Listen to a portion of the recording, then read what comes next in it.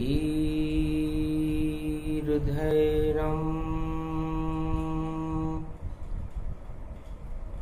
श्रवणपठेयतिवरा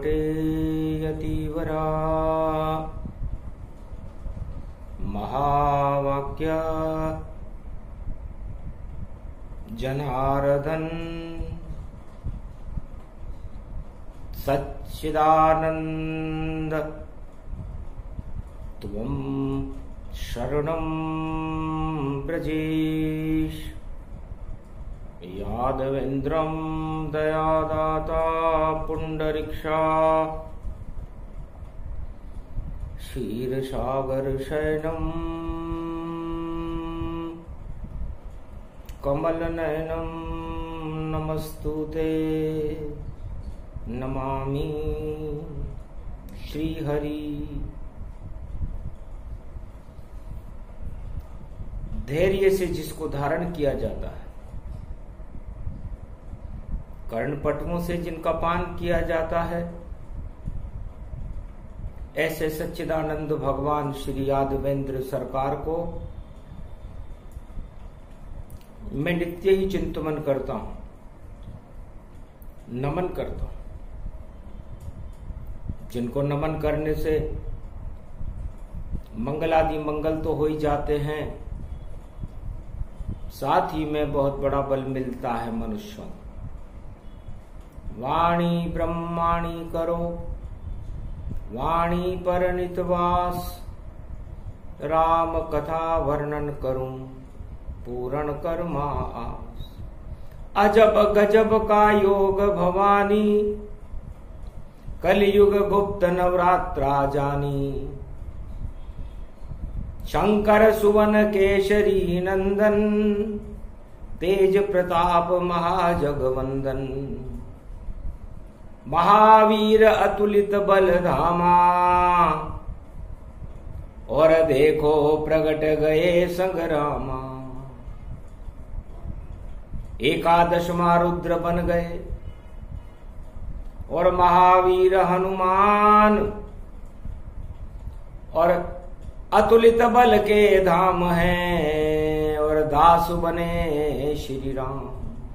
ओम home मरकट बदन, पर्यात मात्रा, कपियंत, अंजनी सुता, रामदूतम, महाबलाढ्य रूपम, अमृत काले घोर संकटम, महापवन पुत्र पवन वेगम, प्रगट्यम हवियम। चारों युगों में जिनका प्रताप रहता है, जो मृत्यु लोक में प्राण हैं, और प्राण आत्मा में निवास करता है। आत्मा परमात्मा के अंश हैं, और परमात्मा भगवान मर्यादा पुरुषोत्तम नारायण श्री राम हैं। और उस प्राण को चैतन्य करने के लिए चारों युगों में उनकी सेवा करने के लिए, दास भक्ति और श्रवण भक्ति को संसार में प्रचलित करने के लिए हनुमान जी महाराज हैं। वाणी उनको नमन करती है। गुप्त नवरात्रा मंगलवार और चतुर्थी रूप समान, बड़े चतुर हनुमान हैं, और अतुलित बल के धाम। योग से योग प्रगट भय भारी, और जपे चारों युगों नर नारी। अतुलित बल के धाम है महावीर हनुमान। राम जन्म हुआ चैत्र शुक्ल पक्ष रवि पुष्य नक्षत्र में, और पूर्णिमा को जन्मे हनुमान। चैत्र शुक्ल पक्ष नवमी को भगवान शंकर फरमाते हैं, उमा जी, मेरे इष्ट देव मर्यादा पुरुषोत्तम राम का जन्म अयोध्या में हुआ। 4 लालों के साथ हुआ, राम लक्ष्मण भरत शत्रुघ्न। और पंचम नाद ब्रह्म करि जाना, और एकादश रुद्र बने हनुमाना। पूर्णिमा आ चुकी थी,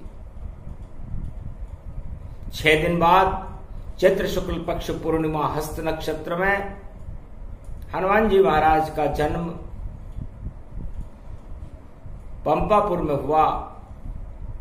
अंजनी के लाल के रूप में उनकी लालिमा चारों युगों में प्रकाशमान रहती है।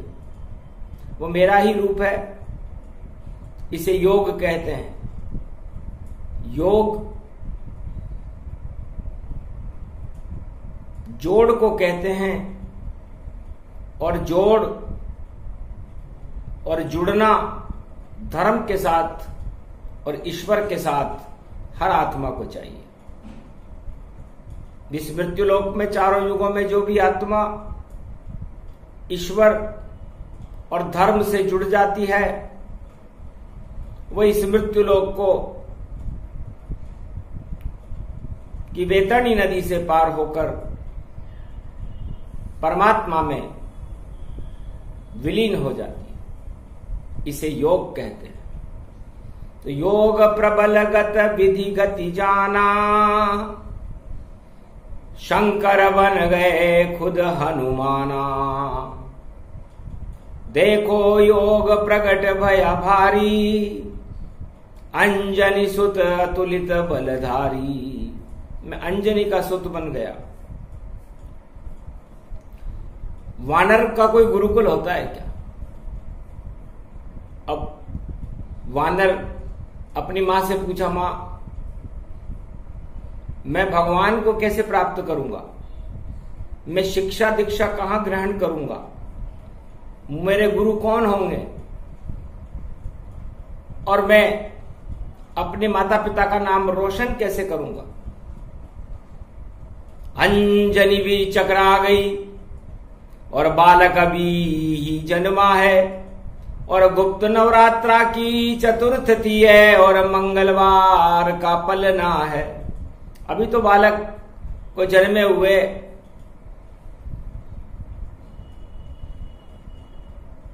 4 महीने भी नहीं हुए, और ये बालक क्या पूछ रहा है? गुप्त नवरात्रा में गुप्त बात जानना चाहता है। तब हंसने लगी अंजना माता, और 4 वेद 6 शास्त्र 18 पुराण सब, योग प्रबल ब्रह्म प्रगटाता। योग से प्रकट हो जाते हैं बेटा। तो मां मेरे क्या योग लिखा हुआ है? तब कहा योग तो भारी है, और योग प्रकट हो जावेगा, और मृत्युलोक तो सारहीन नश्वर है, ये जग हो जावेगा। बेटा ये संसार तो मृत्युलोक तो नश्वर है। यहां पर प्राप्त की हुई हर वस्तु नष्ट हो जाती है। तो फिर मां ईश्वर कहां रहता है? कि ईश्वर ही नश्वर नहीं रहता, 14 भवनों में रहता है, और 3 लोक का स्वामी वह, और देखो आत्मा में रहता है। तो कैसे मिलूं उस ईश्वर से? वह उपाय बतलाओ। तब अंजनी कहने लगी, बेटा सूर्यवंश गति पाओ। सूर्यवंश में भगवान राम का जन्म होगा। ये आसमान में जो सूर्य प्रकाशमान है, ये उनके दादाजी हैं। और ये दादाजी अपने पोते के बारे में सब बता देंगे। सूरज से भी ज्यादा है तेज, और अवध में वह जन्मावेंगे, और ऐसा योग प्रकट होगा, तुझे अपना दास बनावेंगे। जो भी पूछना पूछ लेना, ये सूरज आकाश, और जैसी शक्ति सूरज में वैसा राम प्रकाश, सियाभर रामचंद्र शंकर। बेटा इसे योग कहते हैं। और योग हाथ पांव हिलाने से पैदा नहीं होता। योग परमात्मा की कृपा से पैदा होता है। जिन जानत जिन देत जनाई, जो जाने मुझ सम हो जाई। अंजना कहने लगी, बेटा जिसको भगवान जनाना चाहते हैं वही योग को जान पाता है, बाकी तो चारों युगों में नकल होती है। और बहुत जैसे बंदर नकल करता वैसे ही सब नकल करते हैं, और अकल से नकल नहीं होती, और अकल में ईश्वर रहते हैं। तो बुद्धि शक्ति बड़ी है और धर्म भक्ति का सार, और धर्म की रक्षा करने को आते हैं अवतार। अंजनी कहने लगी, बेटा योग लगाने से नहीं लगता, योग तो भगवान की कृपा से लगता है। और मुझे लगता है कि योग से जब तुम मेरे यहां उत्पन्न हो गए महादेव की सेवा से, और मुझको भी मेवा प्राप्त हुआ, और जब मैंने योग लगाया भोले से तब हनुमान यहां प्रसाद हुआ। महादेव का योग मैंने लगाया था, मेरे को भी ज्यादा बुद्धि नहीं है, और मेरे बिना जड़े अंजनी मैंने तेरे को मेरे गर्भ से पैदा नहीं किया, बेटा दृष्टि पुत्र है। भगवान शिव और मेरी इच्छा से पवन के स्पर्श से केसरी के नंदन बनकर तुम मेरी गोद में खेल रहे हो, और तुम स्वयं ही महादेव हो, हनुमान एकादशवां रुद्र। उस एक में से ही एक निकल करके 11 हो गए। 10 इंद्रियों के तेज से जब 11वां इंद्रधनुष निकला, वो हनुमान है, पवन है। पवन जिस तरह सुगंध मलियागिरी पवन फैलती है, उस तरह आप पवन रूप में मेरी गोद में आकर के मुझे धन्य कर दिया, ये भी योग है। तब कहा हनुमान ने हंस करके, और धर्म किसे कहते हैं मां, कुछ मुझको भी बतला दो आप, कि धर्म कर्म रहते हैं कहां।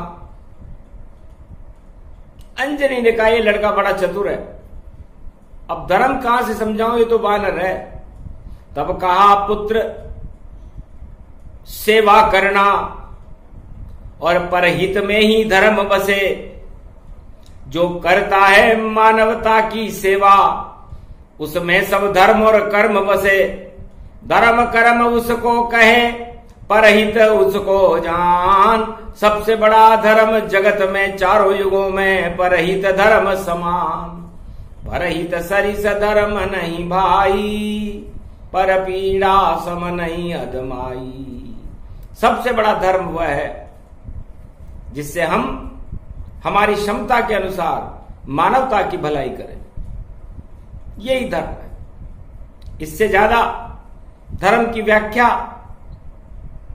अपने अपने अनुरूप हो जाएगी, आनंद नहीं आएगा, क्योंकि धर्म तो धर्म के लिए ही तो, धर्म की रक्षा के लिए ही तो अवतार आते हैं, और वो अवतार मर्यादा पुरुषोत्तम राम है।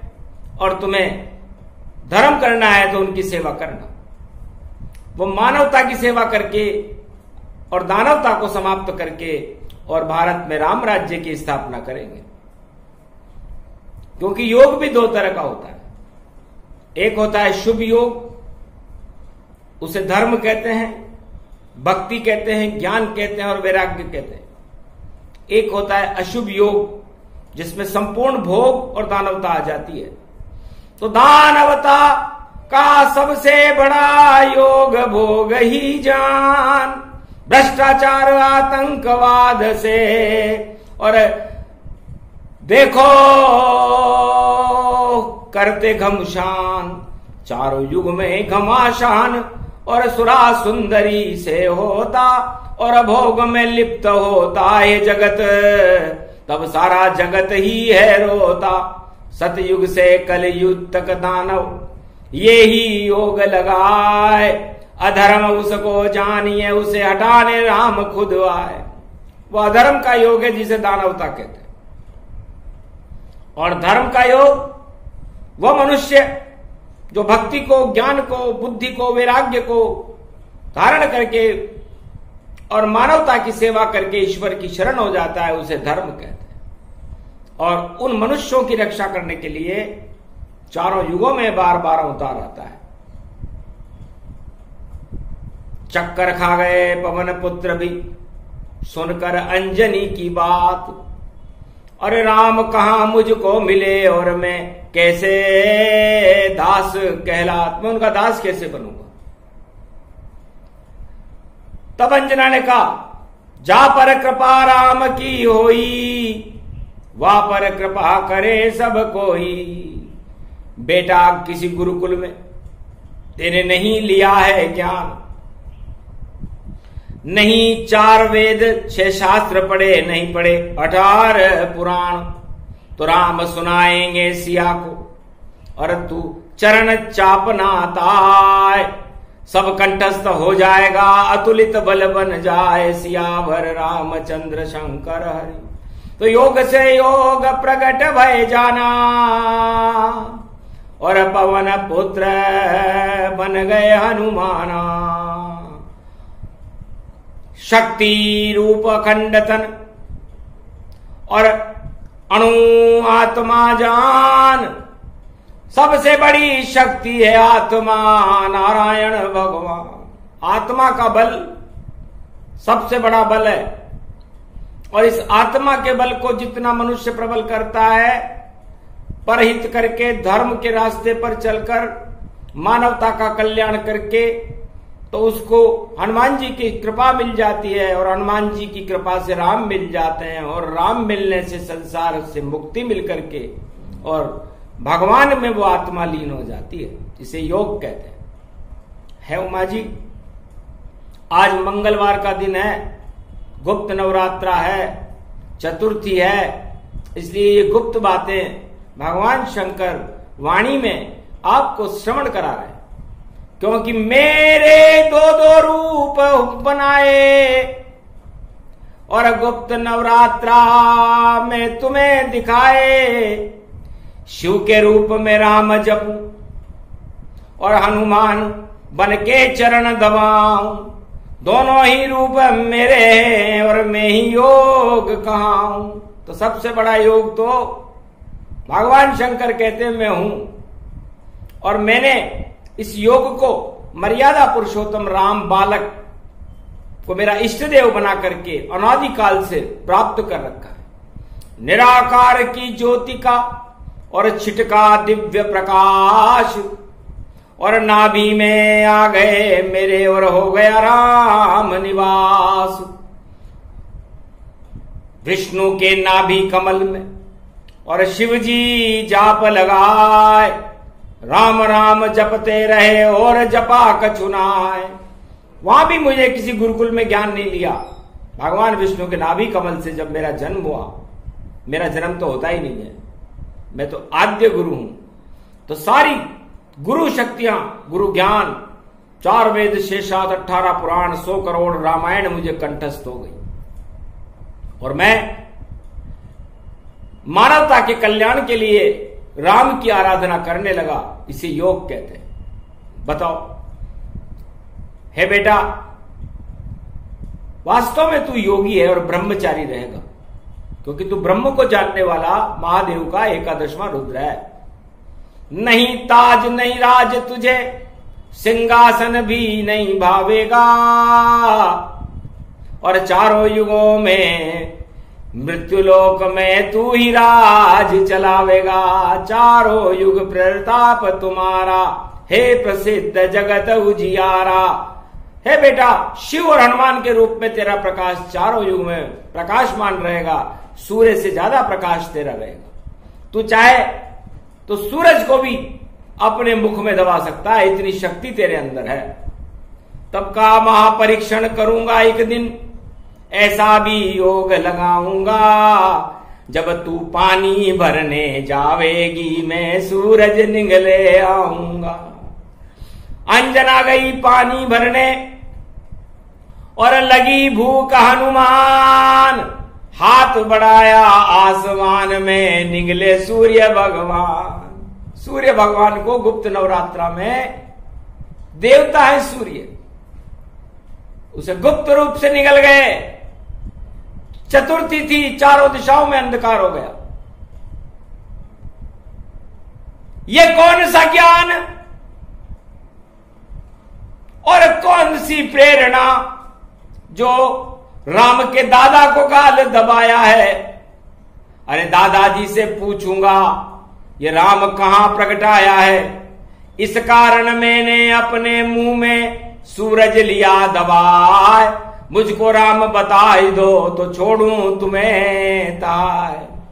सूर्य भगवान समझ गए लड़का बड़ा चतुर है, इस पर प्रकोप नहीं करना चाहिए, क्योंकि ये तो हमारे पोते का पता पूछ रहा है, उनके लिए व्याकुल है। तो बड़ा धर्म का सूर्य से भी ज्यादा तेज प्रकाश इस बालक में है। छोड़ा सूरज मुख से निकाला और गुप्त नवरात्रा हो गया उजाला। अंधकार सब हट गए और कृपा होए हनुमान। और देखो सूरज भगवान ने और दिया उसे वरदान, जाओ बेटा अवध में और तुम्हें मिलेंगे राम। मैं तो परदादा हूं राम का, करो उनके सब काम। चरण चापते रहना तुम, नारायण प्रगटाए। वही राम का रूप है और दास रूप बन जाए, तुम दास बन जाना। जो भी संकट आवे मेरे पोते पर, संकट मोचन तुम्हें हटाना है। और परीक्षण तुम्हारा सफल हुआ, इस कारण ये वरदान तुम्हारा है। सूरज के वरदान से और हो गए तेज समान। लाल देह लालील से अरुधिर लाल हनुमान। सियावर रामचंद्र शंकर हरि ओम। तो अवध पहुंच गए फिर हनुमाना और दर्शन किए महल में रामा। एक पेड़ के ऊपर देखो राजमहल गए कूद और पलने में झूल रहे राम जी। और देखो मिलन अबोध, माखन खाए राम जी और वानर दिया खिलाए। कागभुसुंड कौवा बने लूट लूट के खाए। ये राम कृपा थी। भरत लखन शत्रुघ्न और खेले कागभुसुंड और वानर से सब खेल रहे हैं। लग गया भाइयों का झुंड। राम लक्ष्मण भरत शत्रुघ्न वानर से खेलने लगे। बड़ा अद्भुत योग था। गुप्त नवरात्रा का प्रसंग है। 100 करोड़ रामायण में कहीं मिलेगा नाय।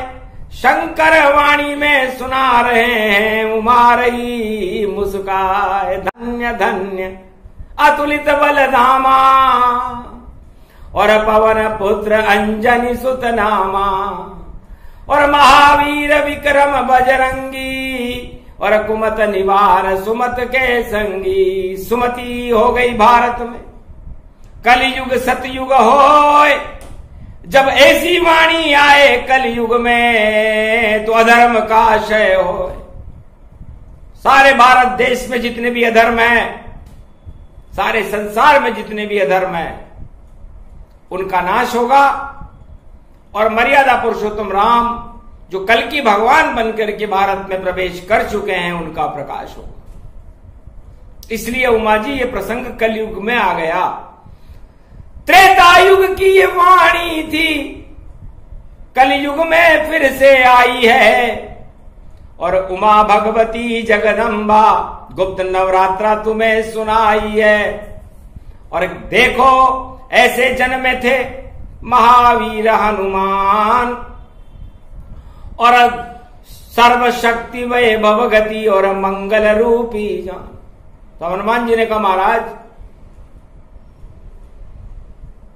अयोध्या के सीमाओं में बहुत गरीब लोग रहते हैं और आप तो यहां माखन मिश्री खा रहे हो और गरीबों को चने भी नहीं मिलते। गुड़ भूंगड़े ही खिला दो। माखन मैंने खा लिया, इस काकभूषुंड जी ने खा लिया, लेकिन अयोध्या की सीमा को जाकर तो देखो। क्या कभी आप देखने आओगे? कंदमूल फल खाओगे? कल की रात भील बनवासियों से मिलोगे? पंपापुर में आओगे? तब मौन सहमति पलने में और राम लखन ने दे डाली। निश्चित हनुमान हम आवेंगे और ये करतूत करे काली काली माता शारदा। और 7.5 शनि हो राम अवध को छोड़कर जंगल में सपन सजोए। उस समय आएंगे हनुमान जी, तुम्हारे कंधे पर बैठेंगे, कौल की रात वीर वनवासियों से मिलेंगे और सारे आतंकवाद को हटा करके दानवता को ही नष्ट कर देंगे। आप हमारी मदद करना। तब कहा नहीं मदद कोई करूं और पहले तुम सबको अमीर बना दो। तुम कैसे बनाए?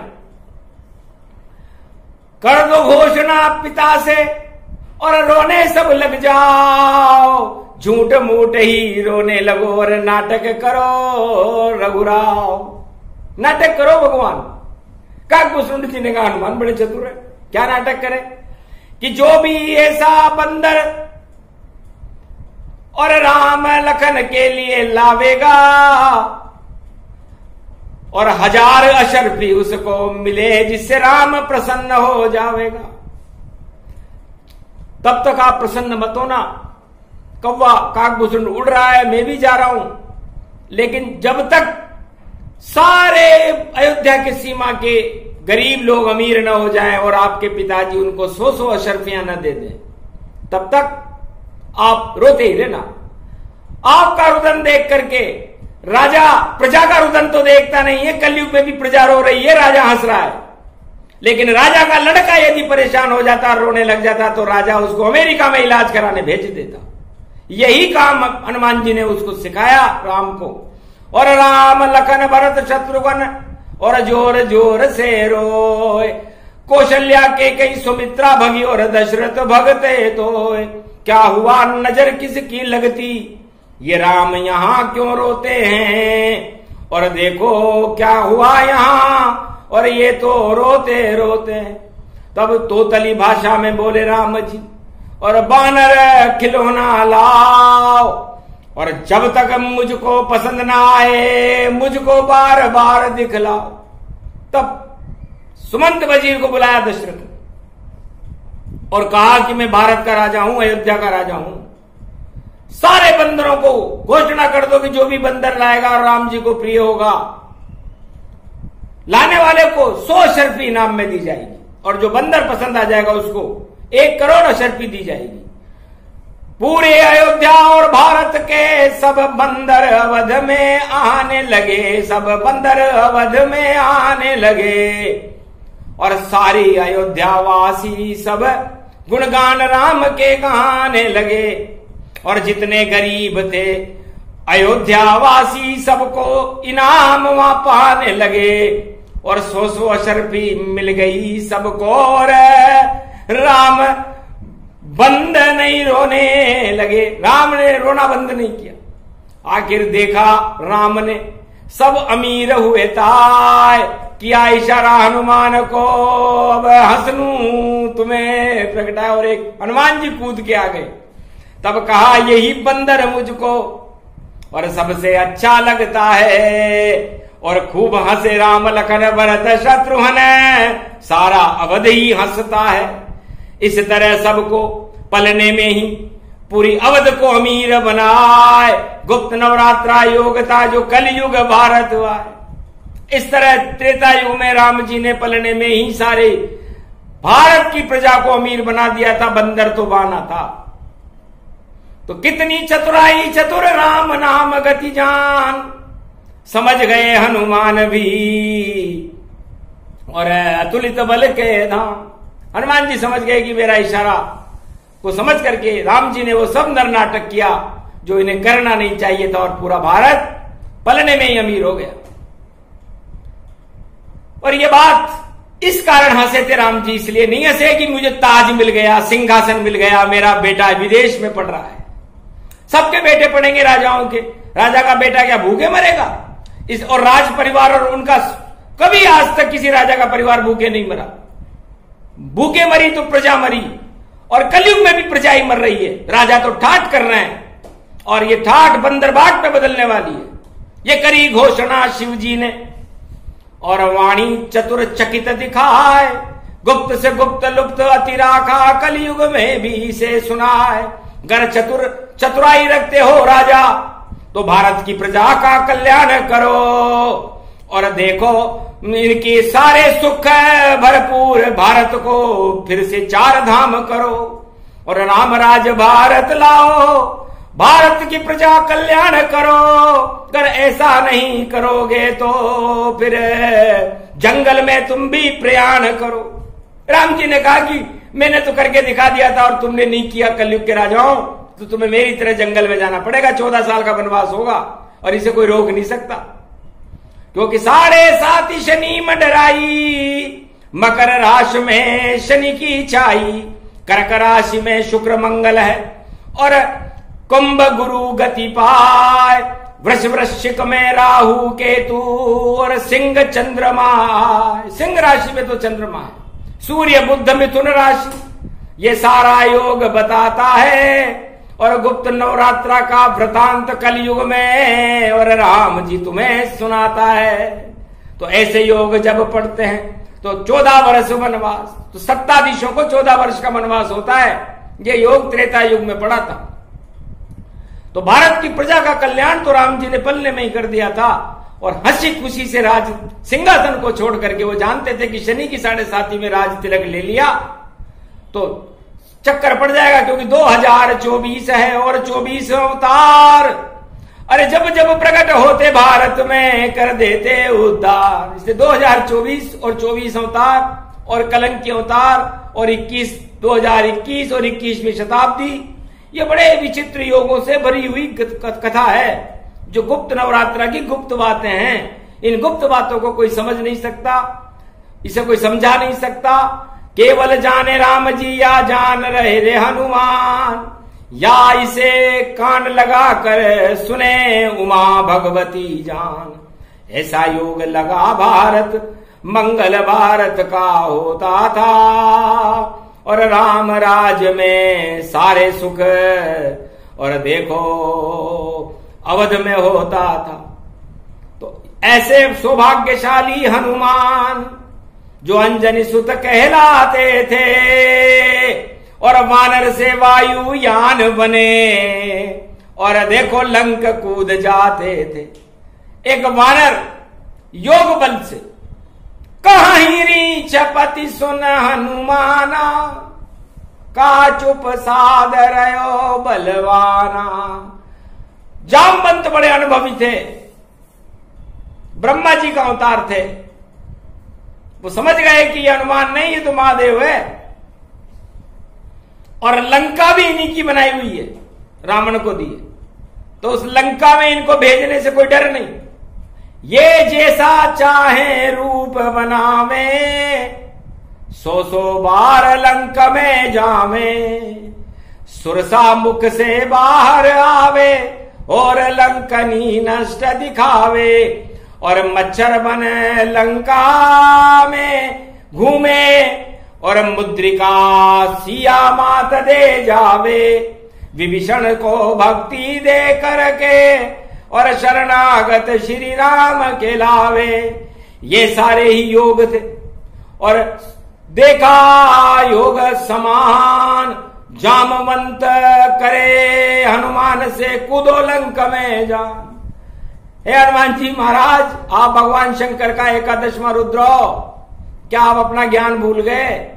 आप आद्य गुरु हो, हम भी आपको प्रणाम करते हैं। मेरे पुत्रो, ब्रह्मा रूप में आपका जन्म मेरे मुखार बिंद से छींक से हुआ है, इसलिए क्यों नहीं आप राम कार्य में वायुयान बनते, क्योंकि आप वायु के ही तो पुत्र हो।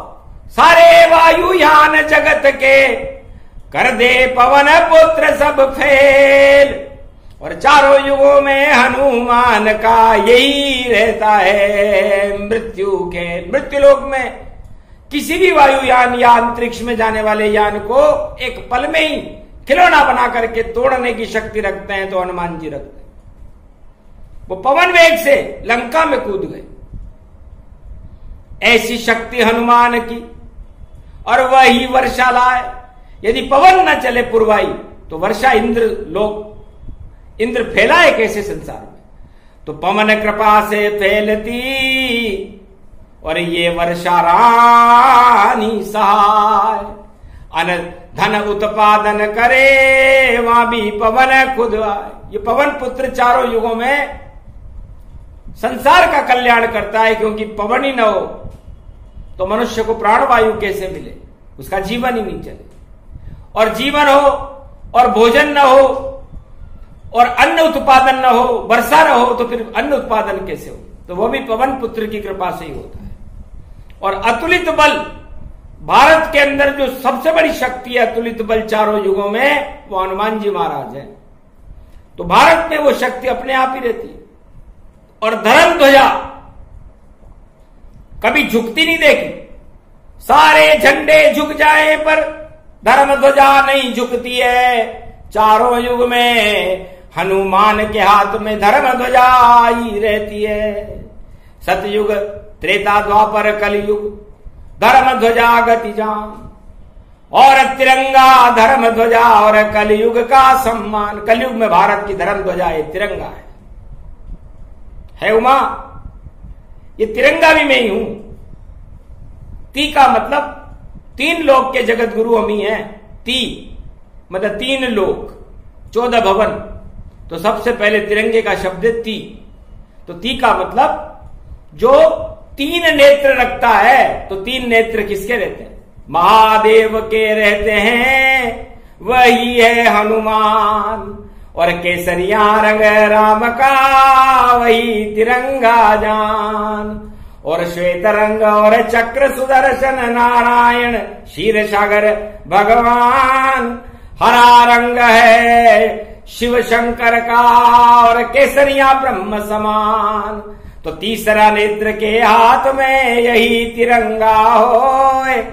ये तो है गुप्त नवरात्रा, और कभी झुके नहीं कोई, इसको कौन झुका सकता?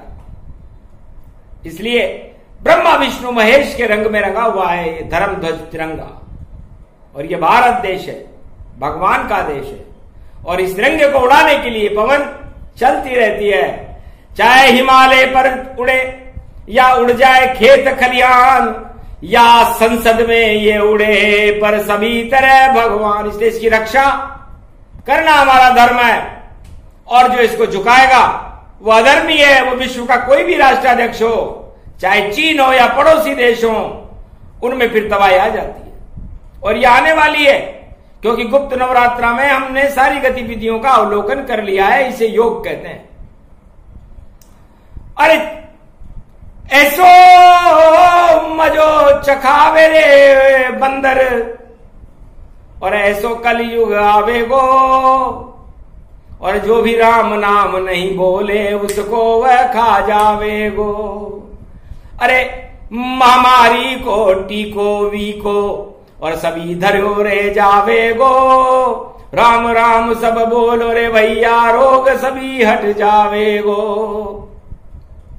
पवन पुत्र हनुमान बोल रहे, यो राम को दास खुद आवेगो। अरे भारत की रक्षा करने को हनुमत जोर लगावेगो।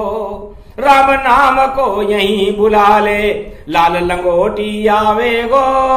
एक हाथ में गदा है उसके, उसको रोज घुमावेगो। कल के अवतार को मदद करे वह, उसको दास कहलावेगो। गुप्त नवरात्रा की ये वाणी खुद भी सुने सुनावेगो।